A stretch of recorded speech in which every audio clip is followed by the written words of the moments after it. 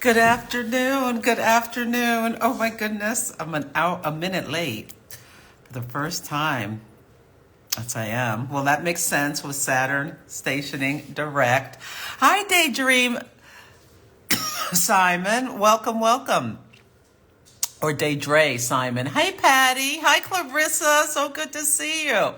And Susie. And hey, everyone. See Brule and La Morena.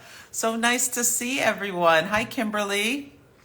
Let's see. I'm so excited for my conversation with the brilliant Tara Aal. Let me make sure. Let me see. Let me make sure to see if I can invite her up.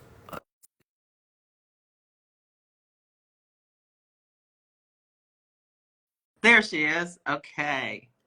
Hi, Raven. Oh, hi, Susan. Healing with Reiki. Reiki, I should say. Welcome, welcome, everyone. It Hello, Reiki. connected. Hi. Hi. It's so wonderful to see your beautiful face. How are you? Oh, I'm doing okay. I got on antibiotics yesterday for this thing that's like lasted for a month. So, but I actually feel better just on one day of them. So yeah. And Celeste, I'm so looking forward to this every chance. I mean, whether it's professional or not, to spend time with you is such a blessing. And I was like, wow, we're going to be here during the exact full moon, and it's in Taurus, which is your sign. This is just really awesome. So thank you for having me. Oh, I'm so happy to talk about this with you today. Yes, this big Taurus full moon. So, Ooh. why don't you introduce yourself? I'm sure most people know you, Oh, but if you don't, my name is Tara Aal. My roots are evolutionary astrology, but I'm fairly non-denominational when it comes to my practice. But natal astrology is really my biggest focus.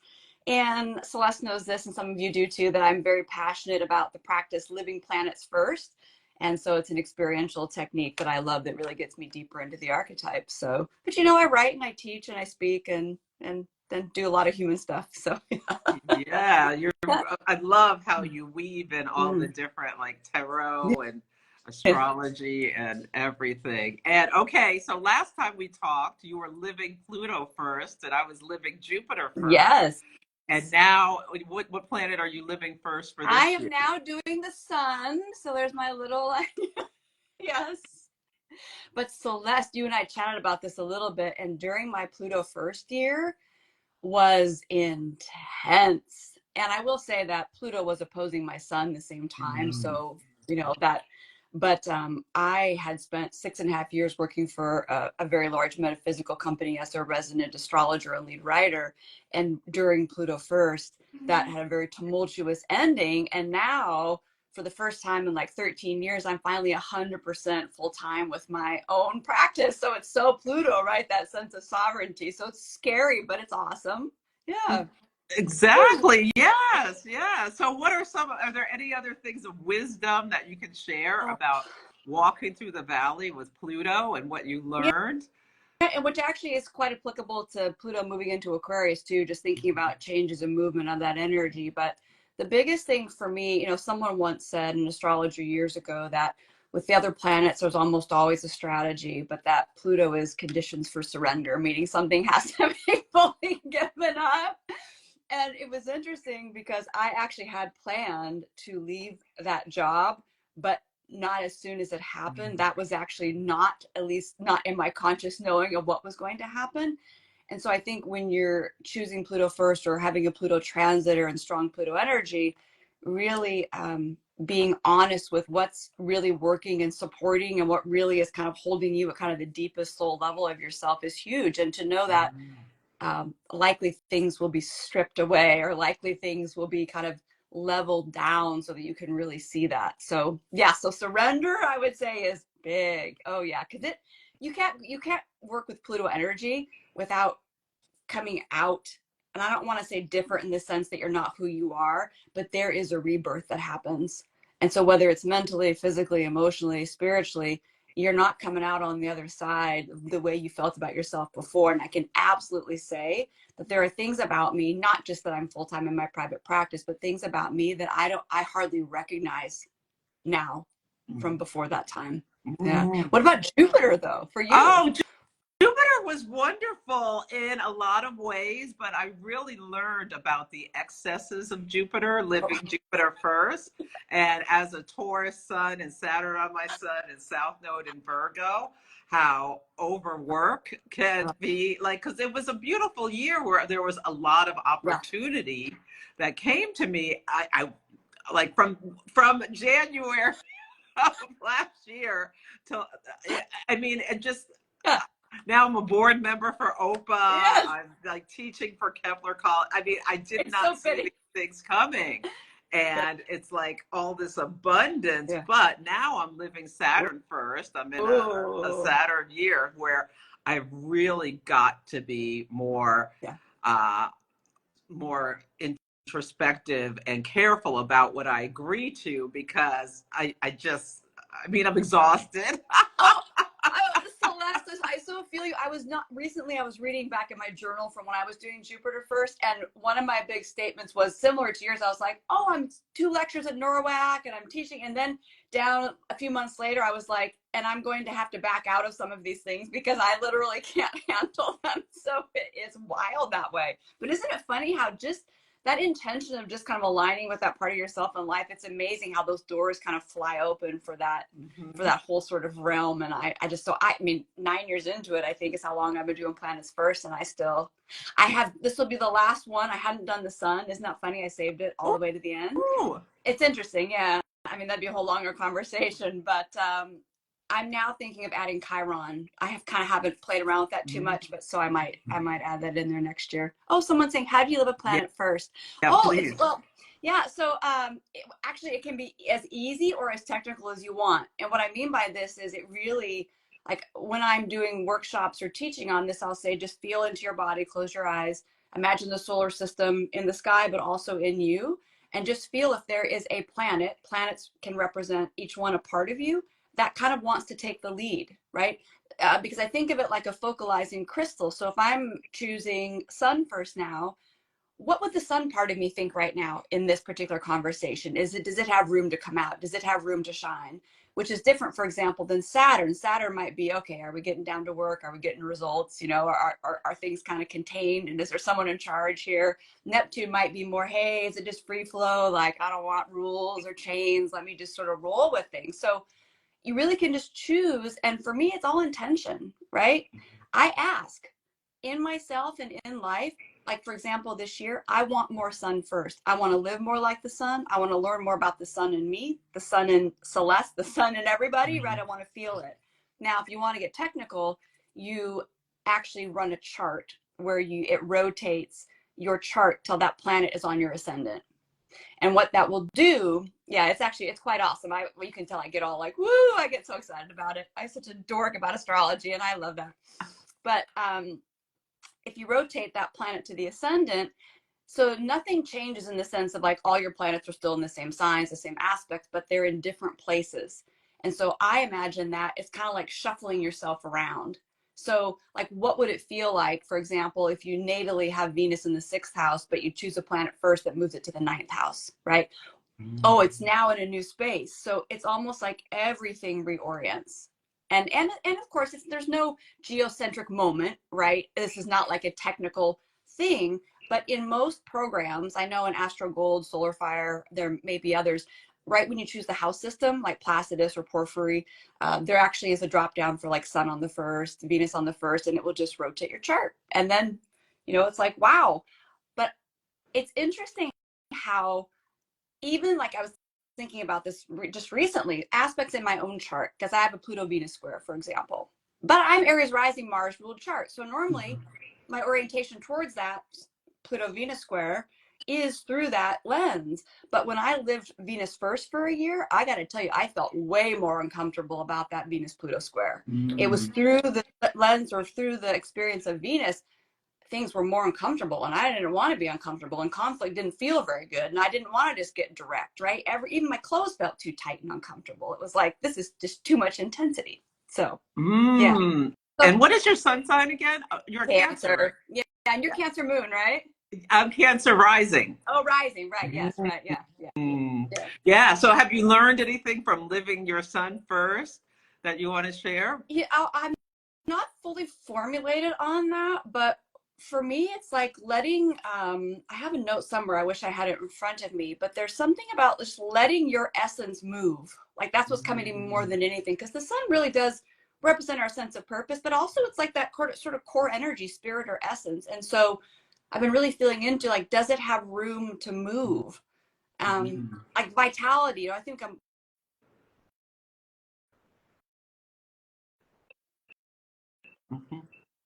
Now you close the sun. are, yeah. And so it's it is my own energy able to move through me, and I'm starting to feel more the spaces where, oh, it really doesn't move, whether it's a part of my body, whether it's a part of my thinking, whether it's a part of my emotion, to sort of get more in touch with that energy. And it's interesting, but me being sick has actually been helpful, not fun, but being sick will really hone you into those spaces of like, hey, where do I really feel that I'm kind of shut down, or I'm not in flow, or there's not room for my own energy to like get around anywhere. It's all contained maybe over here, like in this little corner, right? And the rest of me is all like dying from lack of sunlight and warmth or something. That's how I kind of feel about it. Yeah. Oh, wow. Yeah. Having an illness when you're living the sun first is like really get you in Yeah. touch with your Yeah. vitality and Yeah. the Yeah. expression of it. Yeah. And someone was saying their Pluto's on their moon and they've Ooh. had long COVID for 4 Yeah. months. Oh, I hope you feel better soon. That's,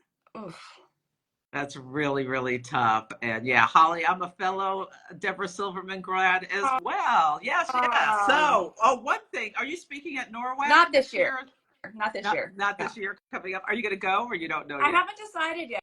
We have a number of things on the agenda this year, and honestly, things have been a little shifting now that I'm doing my own practice full time. Like I'm still figuring out, as you know, like that's definitely takes some orchestrating. So I don't know is the answer.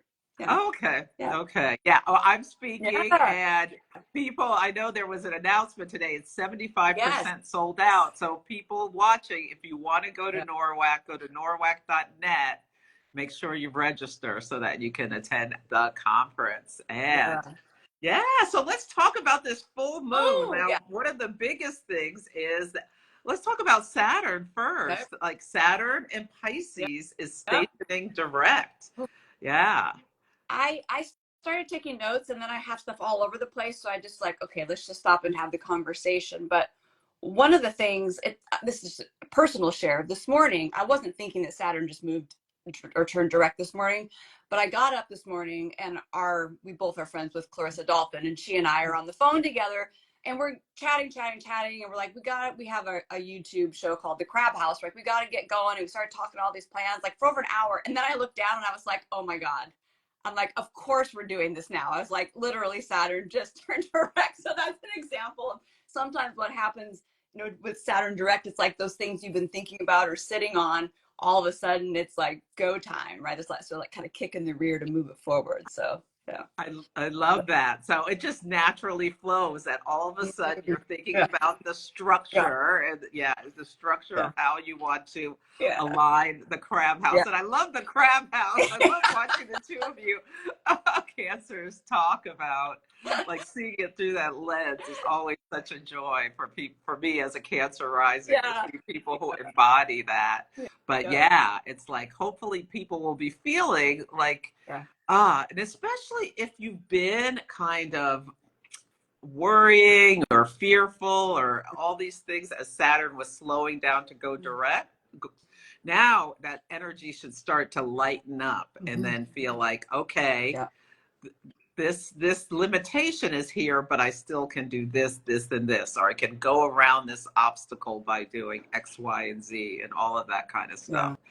So I love that Saturn direct energy. And okay, and we're having a Taurus full moon with the sun in Scorpio. Yeah. What are some of your key themes around this axis or Taurus in general? Or Oh boy. I mean, there's so many spaces we can go with it. I mean, when I think of Taurus and Scorpio, of course, that's a relationship axis, very similar to Aries and Libra, right? So we think about what's mine and what's ours.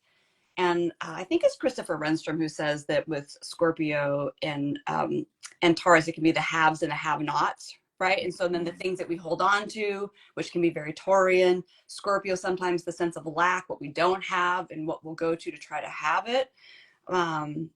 So I overall, without getting too astrological, I know a lot of people have been talking about this with Uranus conjunct the moon right now, that whatever we have been doing will likely not continue to work for us. And that really resonates for me. And if you know enough to be able to look where the moon and Uranus are, 24, 25 degrees Taurus in your chart, that a house that they're in will give you a key to perhaps the area of life where there may be something Taurus that I've been doing for a long time. It works for me. It's stable. I feel safe. You know, I dig in here. And then all of a sudden now it's like, ooh, it's not going to. I use myself as an example. I hadn't thought about this till actually right now. But for me, it's in my second house. And it has a lot to do with money. My views and the ways I've looked at how I make money and how I am my own resources. Like, I'm going to need to do that a different way. And so that's just an example of where I'm like, oh, okay, you know, gonna need some restructuring. So that's my first thought. What about you? Yeah, it's in my 11th house, and there's been all these changes going through with groups and organizations and things like that. And yeah, and I have responsibilities in these areas for as working a lot with OPA and yeah. Yeah, and just changes from like the people who were my friend groups have shifted a lot over the last since I became a full-time astrologer. It's just like a different energy of conversation and things I'm talking with people about. Yeah, that some of the older paradigms are just not front and center anymore. Right. And with Taurus, you know, I think, you know, I really more align with the idea that values can be, you can see them anywhere in your chart. You know, it's not just Taurus or the second house, but there is something to be said about resources with Taurus. And typically it's with that Taurian energy that we decide what's worth holding on to or what's worth working for, right? Or what is worth accumulating. But at the same time, you know, there's this need to simplify. And so I'm also thinking of this as what has become too cluttered up. Yes. Right. That now has to be, you know, dumped or removed, which Scorpio, of course, Sun can help with that as well. But that Uranus too, I feel it may be a little unpredictable, even the sense of like, whoa, I didn't know how much that had to go, you know, but something that happens or I don't know, something surprising kind of comes out of left field and all of a sudden makes you question, no, maybe I really didn't need that thing if it exited so quickly. Right. Or if something fell apart and I'm fine in 10 days and still living, you know, those types of experiences I think could really be up. And you've been predicting some pretty startling like things that could be happening. So, well, yeah. Well, with this Uranus energy, the thing, if you like cast it in the United States chart, Uranus is conjunct the moon. So it's like the people of the country, the first house is the people are being awakened to something that may be very uncomfortable.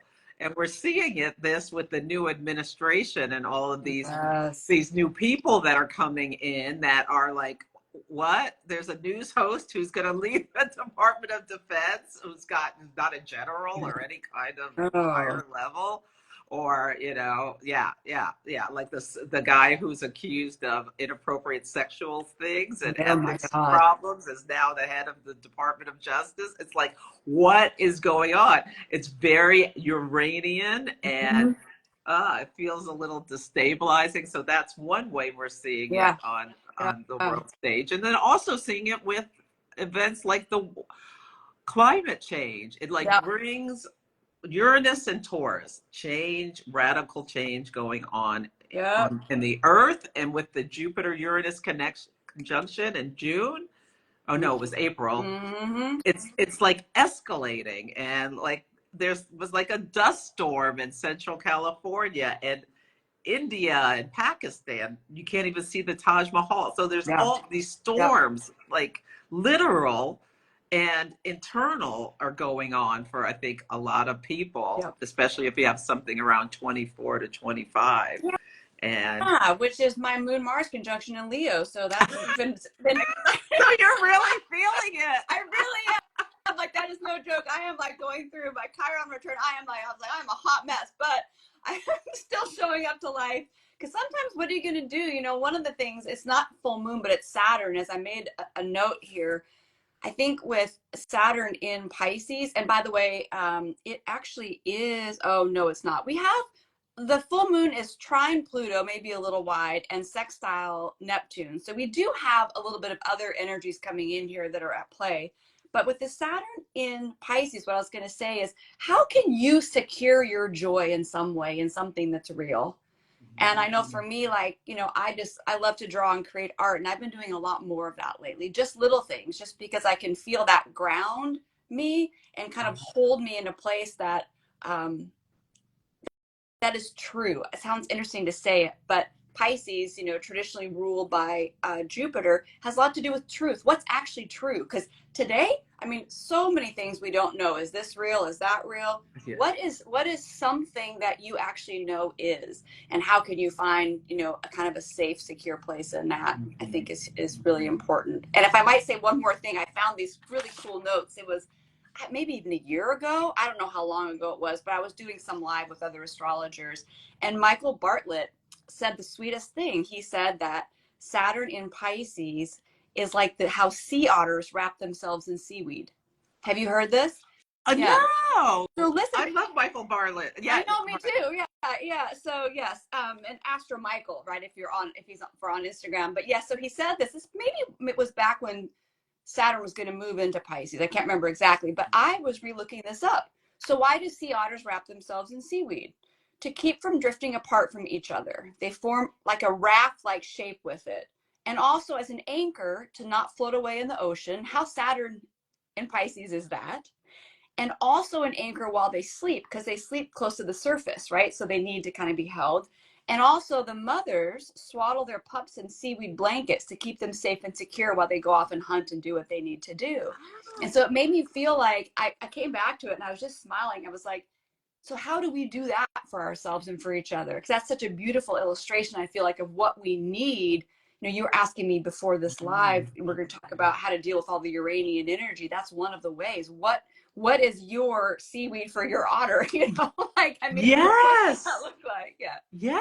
And like grounded spiritual tools with Saturn, grounded Pisces spiritual tools. What do you want to get back to if you've let it put it down? What do you want to add? I feel like someone was saying we're doomed. The human species has ways to, sometimes it doesn't happen till we're absolutely forced to, but we find ways to, like, you know, find ways to move through these challenges. So we shall survive this. It's not, you know, the climate stuff is not easy. That's very concerning. But there'll be advancements when Uranus goes into Gemini. Someone mentioned, oh my God, the scientific advancements around Gemini's an air sign, Aries and Humane, trine Pluto. So in Aquarius, like the advancements on the collective are going to be really, really big, and some will be, we have to do them. Yeah. And I think even the Jupiter Saturn square coming up also can offer some of that. And I think Jupiter retrograde in Gemini, you know, we may uncover some things we don't really want to know, more fake news and stories that we've fed ourselves or that we've been fed that come out to be not true. But also it can be the opposite, right? Really discovering what does work or the missing link in things. And so I just think the whole idea of reality right now, maybe that's another way to look at Saturn and Pisces. We need a reality adjustment, right, to what is actually happening. But keep in mind that the sea otter doesn't get out of the ocean, right? So this is the key part, right? So it's not about getting out of what we might consider to be the chaos or the thing we can't control. It's how do we actually find a way to operate and, you know, and live and be in the space. And so, how do we find our raft, our blanket, or what have you? In times of, there's this feelings of instability. I love that sea otter analogy. That's really beautiful. Thank you, Michael. Thank you, Michael, if you're listening to us. Yes. And And what the thing I love about a Taurus moon is it like the moon's exalted here, so it Yeah. loves to be here. And it offers this sense of grounding, Mhm. even as we're watching all of these things, like this Uranian energy is front and center. Like just everything that was on my Yep. social media feed yesterday was like this moon, Uranus, and Taurus, Yep. whether it was like this huskies howling nonstop and Oh my their dog God. mom is telling them Oh, stop, stop, and they won't stop. That woman from New Zealand, did you see that doing the no, haka? no. Oh, it gave me Uh, chills. So there's uh, this New Zealand legislator yeah. who is a young woman and she's Maori, and she she like tore up some treaty between New Zealand and the tribes and Oh, did her like led people in this Maori haka thing. You got to see it. I'll okay. send it to you. Wow. It's so powerful and Uranian energy of the Yeah. revolutionary.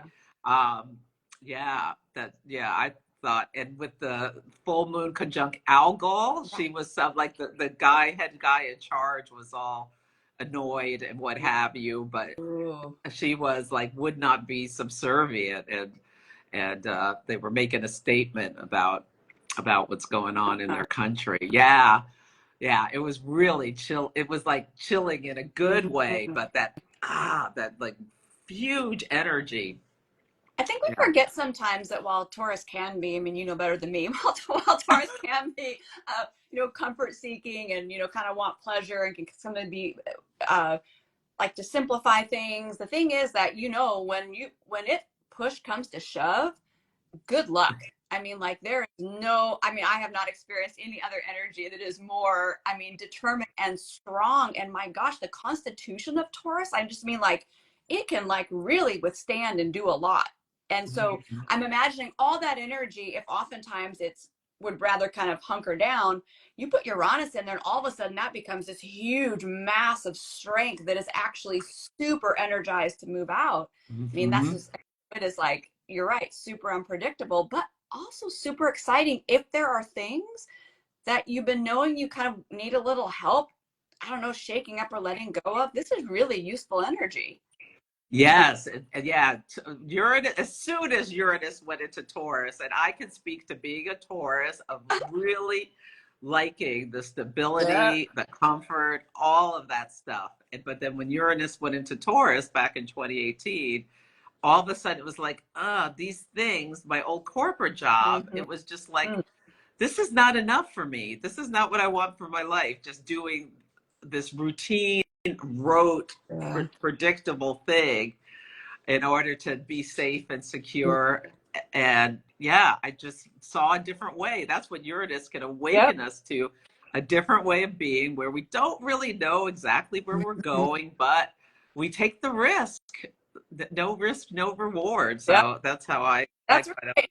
look Yeah. at Uranus, and breaking free Yeah. from things that are no longer serving us is a wonderful thing to do with this full moon. Absolutely. And we're seeing like that exciting, and like with the Mike Tyson is going to fight some 27-year-old tonight. Oh, that's like Uranus conjunct the moon. It's like, is he going to survive this I, fight?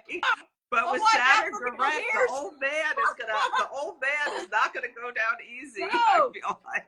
But that's such, you're right. That's such a perfect example of the combination of those energies, like unstoppable. And now with this sort of wild card wrapped in, it's like, you have no idea where that bull is going, like it's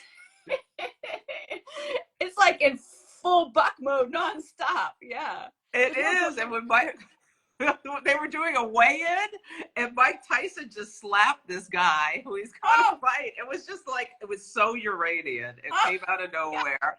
Before the fight even starts, we're seeing this Whoa. wild energy. Yeah. I suppose maybe we can even ask it ourselves. It's interesting. I was having a conversation with friends that are fellow astrologers and therapists earlier this week about how we're all kind of having to metaphorically ride these bulls all the time, whether it's our relationships or ourselves and all the things in the unconscious, right? That's kind of what it feels like. And so I hadn't thought about it this way, but this symbology makes me feel like tuning in with either what quote unquote metaphorical bulls am I needing to ride right now? Or is it myself? Am I the metaphorical bull? And maybe the question is it better to stay in the seat a little longer, or is it actually better to get thrown off? And the answer can depend completely kind of on what's up for you. But that's like my way of visually, almost like, you know, a little story of like, okay, I'm riding along and whoa, it's getting real rough. And then one great thing about this is sometimes you learn that you can stay seated longer. Even if it's in, you know, a conflict or a difficult thing, you may find you have more endurance, but at the same time, you know, what's the adjustment point? This is a great thing to consider based on, you know, last year's full moon in Taurus. Where are you now? Because last year the North Node had gone into Aries and the South Node in Libra. So when you come into these conflicts, do you have more ability to walk through it and hold, you know, flex or hold your ground as necessary and not run away from it, or just be people pleasing, or just give in, or whatnot? Can be just a question people ask themselves. Yeah. Or just punch someone, or you know, just but I love what someone like Mike Tyson. but I love what you're slap them. because it's almost That's not a good way to do. Let's hope people have other tools than choosing violence. Right, but if you think about this progression from Aries to Taurus, just thinking about that, it is Taurus kind of does show us how we're able to stabilize that Aries energy. So oftentimes it takes those intense conflict, or I'm really getting triggered, or I'm really getting worked up, right, to have those Aries moments to know whether I've actually developed any Taurus skills to like round it out. And I mean, so I think that's interesting. I thought about that like that. Yeah. And I've thought of this full moon as like, it's like 1920 and the circus is coming to town, and it's never been in your town before, and it's like the people there's this anticipation and excitement, but when you get there, there's also this like kind of fear, because there are these like grotesque acts that are meant to stimulate your amygdala, whatever. With the, I don't know, even the contortionists can be kind of like, oh, it can be hard to watch people bend their bodies into different directions. And Celeste, and let's add to your story. And if there's animals in the circus, we all know at least that that's really not how we should treat animals, right? So if there's animals in that circus, that same story you started to share also brings up the issues of how do I feel about watching an animal be forced to do that, and how are the animals reacting in the circus? So I think I feel like the circus is a great example of this. And what's our version of a circus now? Because obviously it's different, right? Yes. Yeah. But just as new, but kind of just as new as we might say in the 20s, like you described. Yeah. Yeah, there's a great show on HBO called Carnival. That's so good. It is amazing. Yes. Like that feels like the energy of this full moon. Oh my gosh, yes. Maybe I'll go back and rewatch that. I was going to ask you a question. So I know, you know, with full moon, of course, there's an element of fruition, right? Because it's full.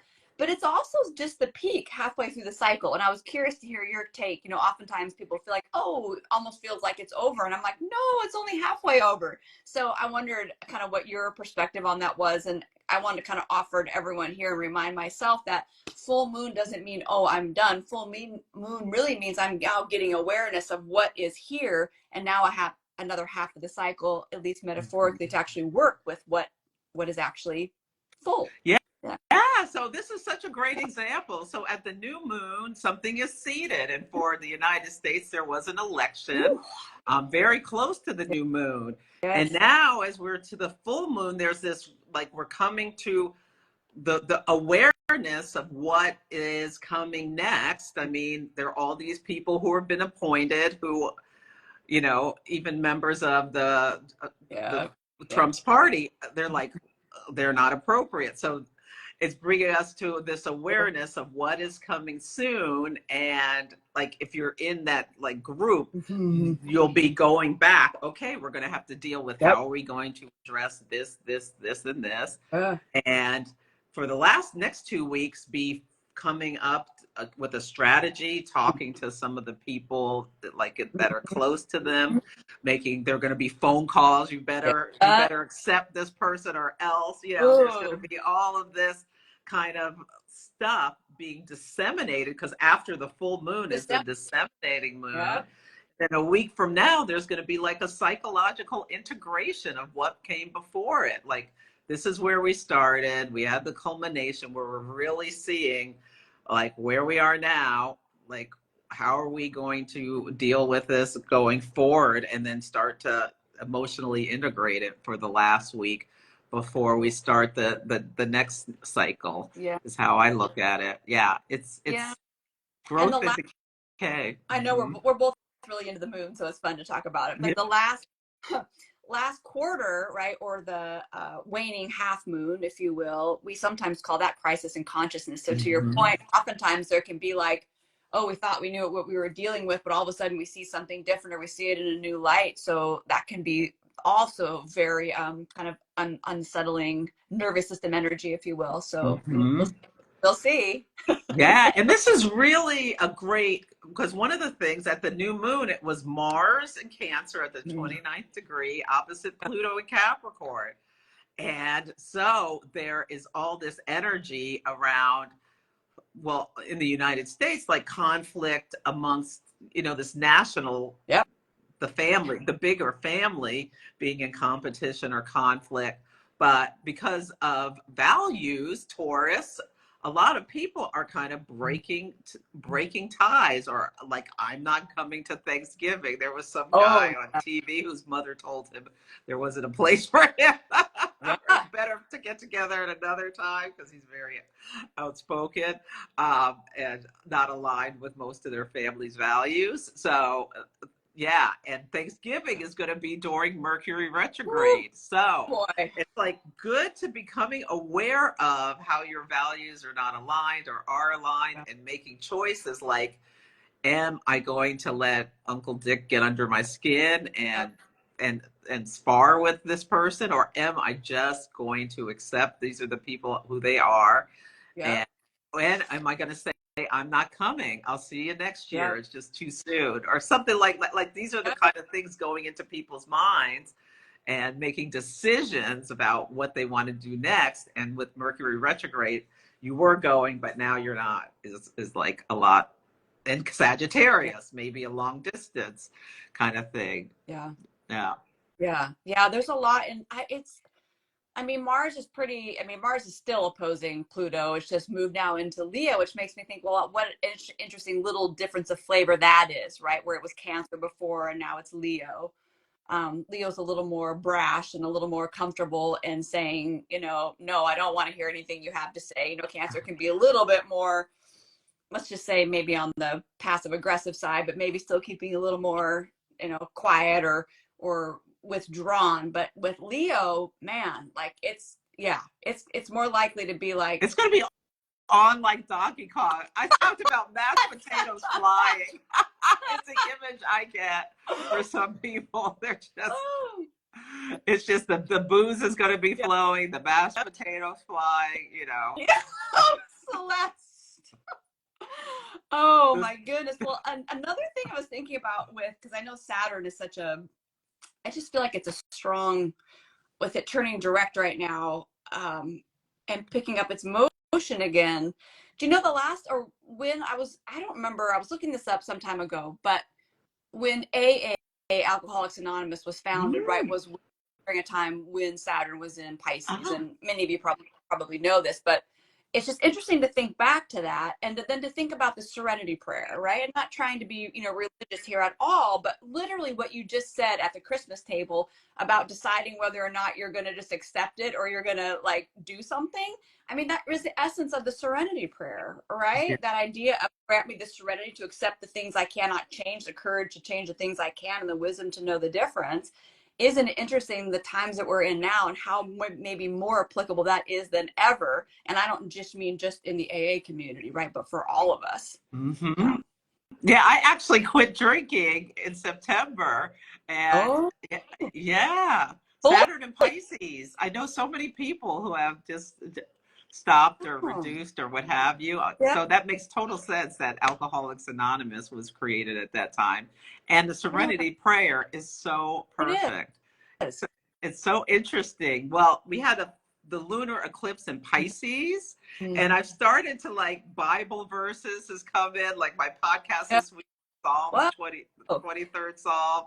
Yeah, it's in the energy, and next year the North Node is going to go into Pisces, so this amplification of spirituality in all its different forms. Yes. Mm-hmm. Yeah. But Yeah.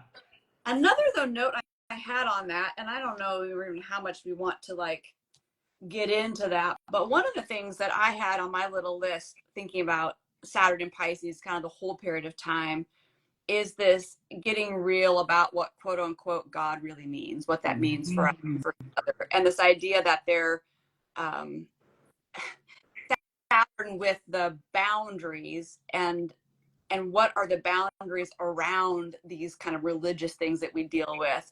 And I had a note here on one of my old little papers that says, what's the quote unquote God boundary? Because you and I are not God. So what is this thing, or what is this energy? It doesn't even have to be anything, but we are certainly, we meaning me, right? Or Uh-huh. you, we are certainly not that energy, but Pisces energy, we can over identify with something.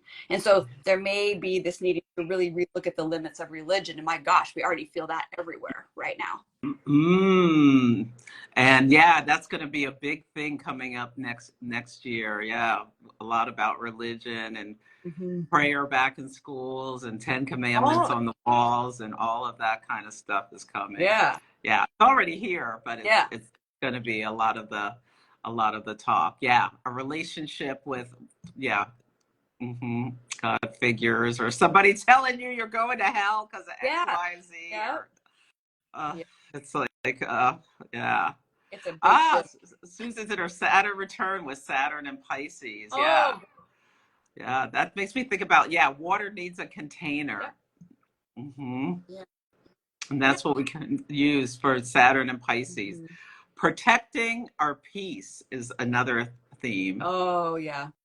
Yeah. I mean, it's also really like this idea of sanctuary too, and that Pisces energy. I mean, it's tender, it's sensitive, it's connected with the least kind of physical part of ourselves, and so there is, I think, this need to have a way to hold it and protect it. And also, it's not doesn't even just have to be protecting it. That energy, like think about creative energy, any creative energy, right? Whether that is, painting or cooking or gardening, whatever it is you do, that has more potential when there's some form to it, right? Otherwise, it Mhm. just stays out of potential. So I feel like that's another piece of it too. It's the protection, but it's also giving us the space to actually do something with it. Yeah. Mhm. Yeah. I love that thought. And yeah, now it's direct. I feel Yeah. like that's uh, Yeah. what a relief. I woke up feeling just a little bit lighter today. Yeah. True. Yeah. Me too. Mhm. Yeah. And what else is going on? Oh, the Jupiter Saturn square. Yep. Yeah. So that's going to start getting tighter, tighter, Yep. tighter. I think that has to do with travel around the holidays because it's going to be exact December 24th. Yeah. So it's like people are trying to move planes, trains, and automobiles. And what is it? The rain that's slowing things down, Yes. You know or what? it could Yeah, be like computer glitches or something. absolutely. Or in like our own expression, Saturn and Pisces would more like to kind of withdraw, find solitude, kind of be on its own. But then we have Jupiter and Gemini, woo, let's get out Yeah. there. So I could also see there being, either tension or challenges between those energies too. Do I go? Do I stay home? Once we get somewhere, we might be, oh boy, that this is too much for me, or maybe it's the other way around. Maybe it feels too stifling. So those are interesting things to put together.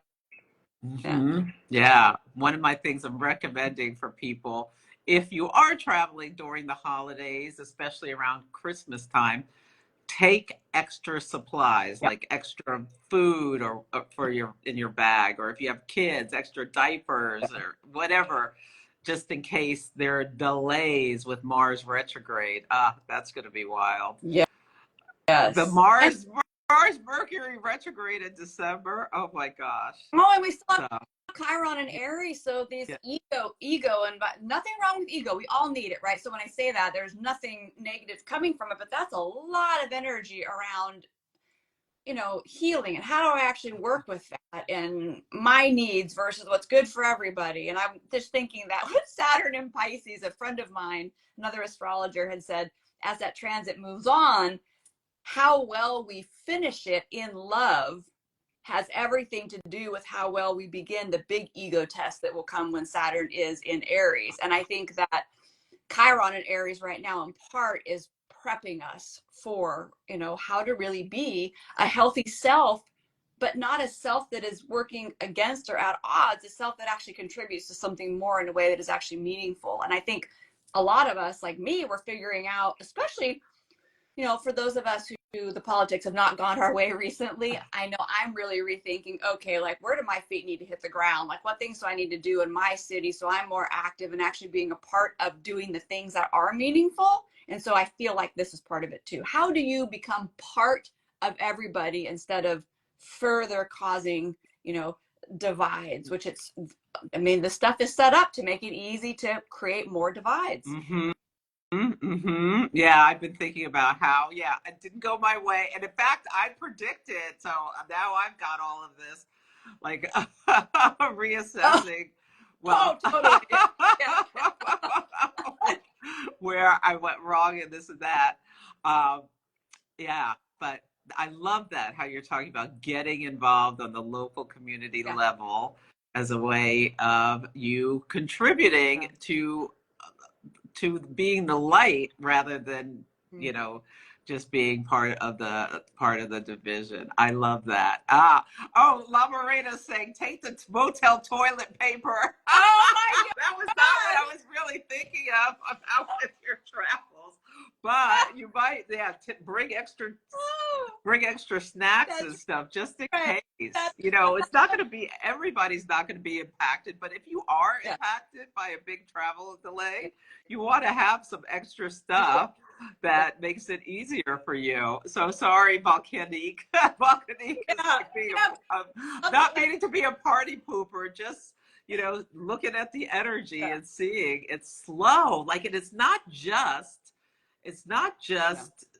now. It's like there is such slow energy between now and April 15th, where first Mercury goes to retrograde on the 25th, and then Mars in December, and then Mars goes direct, but then Venus goes retrograde March 1st. I mean, it's really going to be interesting to see how this plays out. One of the things I think about, what I'm thinking about now with retrogrades, is if things slow down and you have to kind of turn in, one of the questions is how well can you sit with yourself when it comes to those things? And boy, talking about keeping myself comfortable, I mean, I'm a Cancer. I have 4 planets in Cancer. So when I travel, oh, you better believe, like, I make sure I have music so I can tune out when I need to, and I have whatever essential oil I need. If I need to calm down, I have whatever book, because those little things that support you may seem small, but when shit really hits the fan somewhere, sometimes it's that one little thing, it's that one candy bar or whatever like you have. So I think we shouldn't underestimate the little things. Celeste, I was going to say, it's interesting with all the predictions, and I know people have been all over the place with, how so many astrologers, thought Kamala would win. And my feeling with prediction in general, and I think this about even when I'm working with my own clients or I'm getting my own sessions, that sometimes however the prediction was made was actually still what needed to happen for whatever's going to happen. So, I think there's that space to hold too. That's not to take away from, look at our techniques and see what we could do differently. Yeah. We're just not supposed to get it, quote unquote, right. Sometimes we need to live through whatever is happening. I think Saturn in Pisces would be an example of, Saturn wants to know what's coming and it wants to steady up. But Pisces are the things you can't predict. It's the thing that's explainable. Yeah. And so definitely, I think in the space of, I don't know, I'm just finding myself really reticent to kind of say anything's wrong around that. Here's where we are, right? Like, that's all we can start from. So and so much goes into something as big as, yeah, as an election or something like that. But yeah, yeah, it's interesting. I've been more dealing about with my own personal, okay, how am I, what are the tools I'm going to have as we go through this time? Because we've already had a taste of it. Yeah. Yeah. Yeah. 8 years ago, whatever. Oh, And from boy. my perspective, it did not taste good Yeah. at all. But No. how am I going to, like, I've stopped watching the news. I'm Yeah. like, Me I'm too. like, Yeah. how am I going to get grounded Yeah. and not let like look at the circus from afar and Yeah. detach, not not Or not get into the ring. or maybe you discover that you have been in the ring. Maybe you're even like the pony show and you discover for the first time ever you want out. That could be super liberating too. You know, Mm-hmm. it's Mm-hmm. really drastic things to recognize the roles that we've actually been playing. I know I've caught myself in a number of things where some of the more recent changes, I've been like, wow, I'm 50 years old, and how did I not ever see that until now? Sometimes it just takes what it takes. Mm-hmm.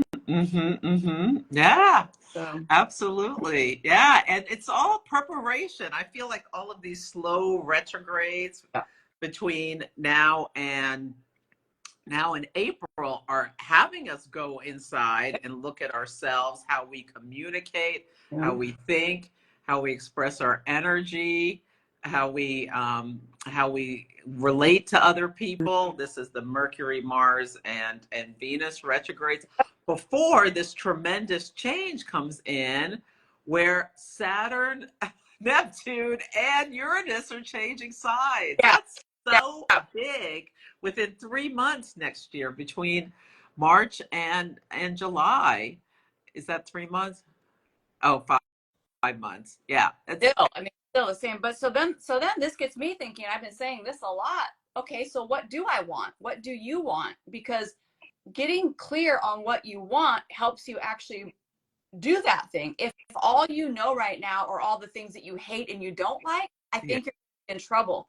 Because I think one of the things about this full moon right now with Taurus brings us back to not just what do I need, but what do I actually want and what's actually worth it.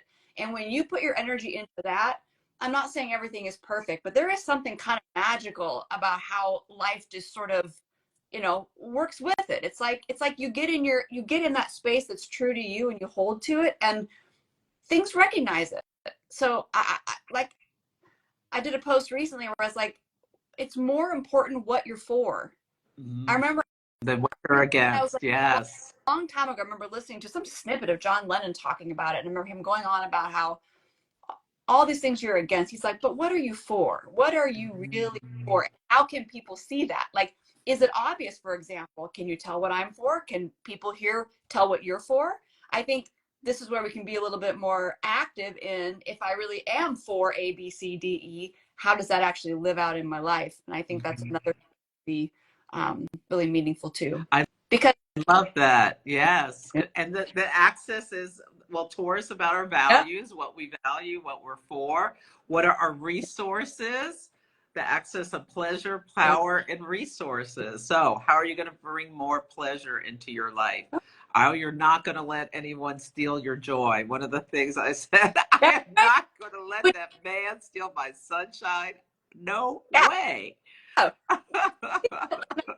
funny because I came earlier. I was like, secure your joy, right? Whatever that is for you. And another thing about the Scorpio side of the axis is that's about union, right? That's how we merge our energies together so we can do more and have more. And so then this gives some thoughtfulness to who are those others that really make sense to do that with, and then what does it actually take to really build those relationships that really are strong. Because I think it's so easy with social media, and I use it. Here I am, but I don't think that it's all enough.